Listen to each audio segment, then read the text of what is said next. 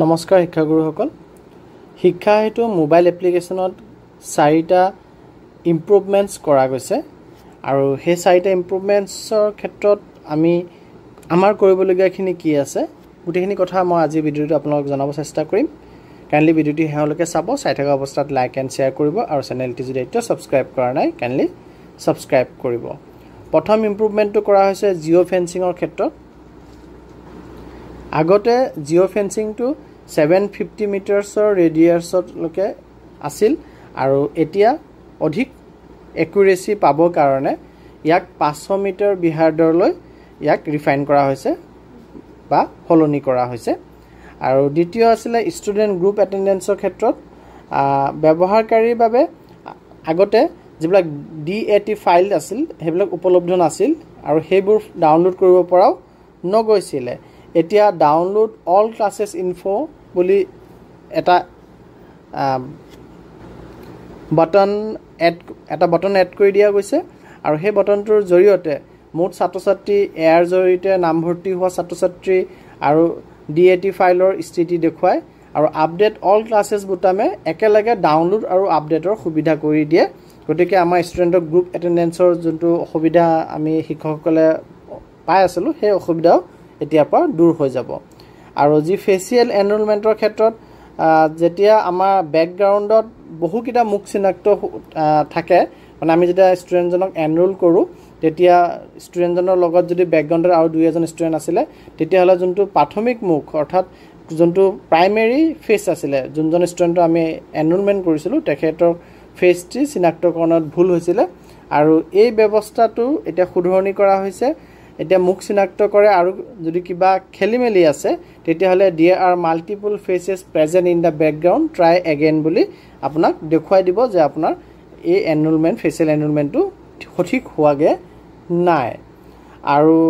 Location একুৰেসি ক্ষেত্ৰত আগতে outside school প্ৰিমিসিস বুলি দেখুৱাইছিল স্কুলৰ ভিতৰত থকাৰ পিছতো যোনটো আমাৰ লোকেশন ফ্লাকচুৱেটেড হোৱাৰ কাৰণে হৈছিল হেতু শুধৰণি ঠিক কৰা হৈছে বা হেতুকো ইমপ্ৰুভ কৰা হৈছে আৰু এতিয়া ইউজ প্ৰিসাইজ লোকেশন ডিফল্ট ৰূপত সক্ৰিয় কৰা হৈছে যাতে অৱস্থান সঠিক হয় আৰু ভুল ত্ৰুটিৰ সতৰ্কবাণী এৰাই চলা যাব পাৰে শিক্ষকজনৰ কাৰণে লোকেশনৰ ক্ষেত্ৰত আমি এই সমস্যাটো প্ৰায় দেখো বিদ্যালয়ৰ কেম্পাছত থকাৰ পিছতো আমি বিদ্যালয়ৰ পৰা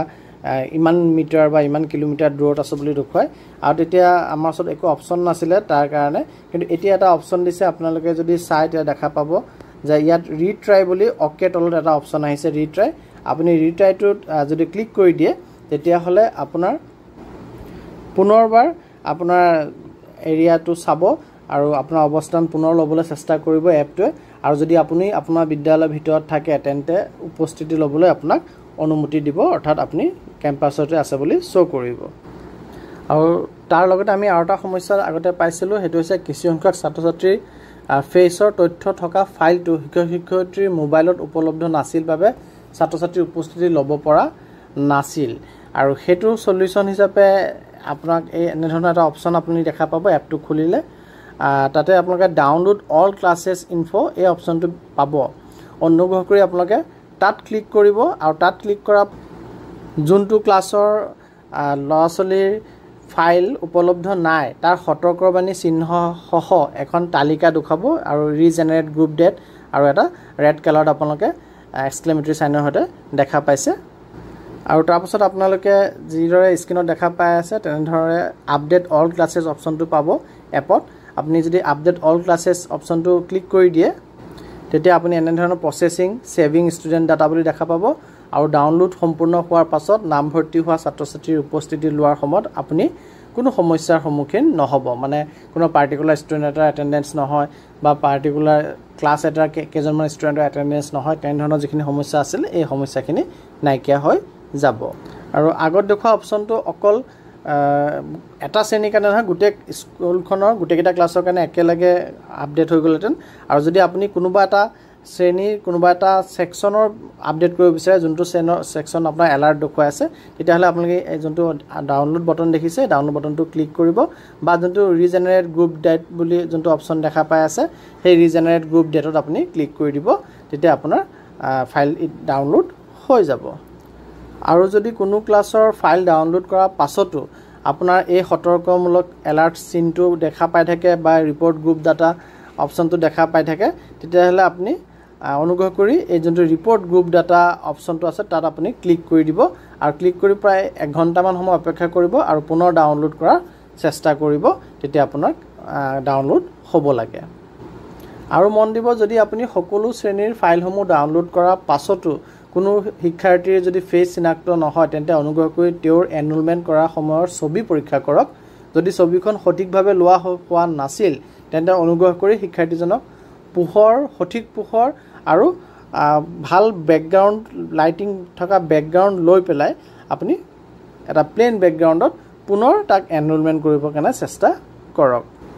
আৰু ছাত্ৰ ছাত্ৰী এনৰোলমেণ্ট কৰাৰ সময়ত যেতিয়া আপুনি নিউ এনৰোল ফটো এনৰোল কৰিব তেতিয়া মনোযোগ দিব ইয়াত যোনটো ক্ৰছ চিন দি পেলাই আপোনাক দেখুৱাইছে সেইদৰে ফটো উঠাব নালাগে এনৰোল কৰিব নালাগে বেকগ্ৰাউণ্ডত বেলেগ ষ্টুডেণ্ট থাকাকে আপুনি এনৰোলমেণ্ট কৰোঁতে ষ্টুডেণ্টজন যাতে অকলে থাকে প্ৰাথমিক মুখমণ্ডলটোহে যাতে চিনাক্ত হয় সেইটো আপুনি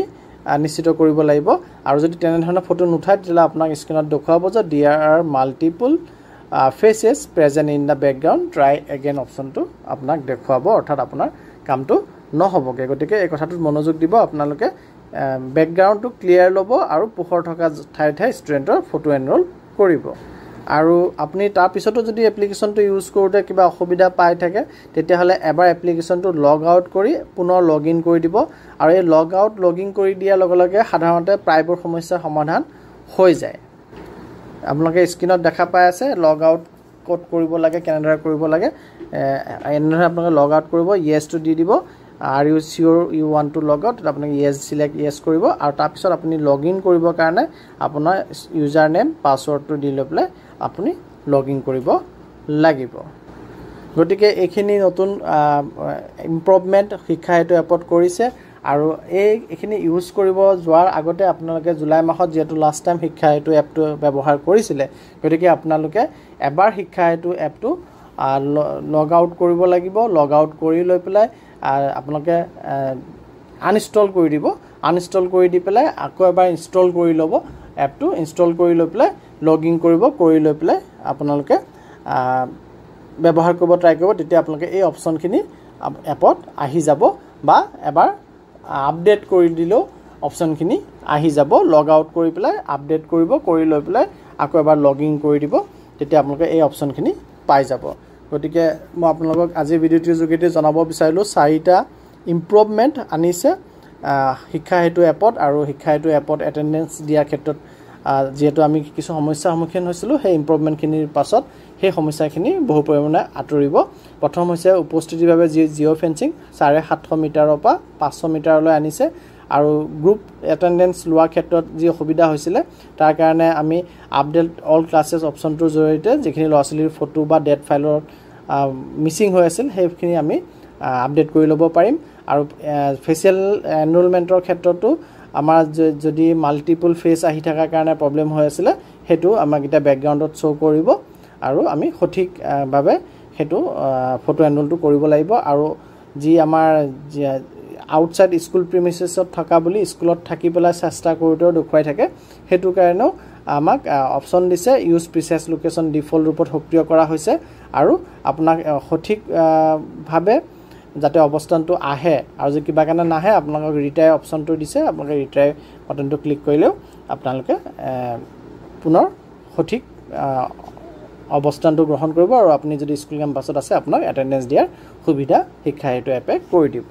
ধন্যবাদ।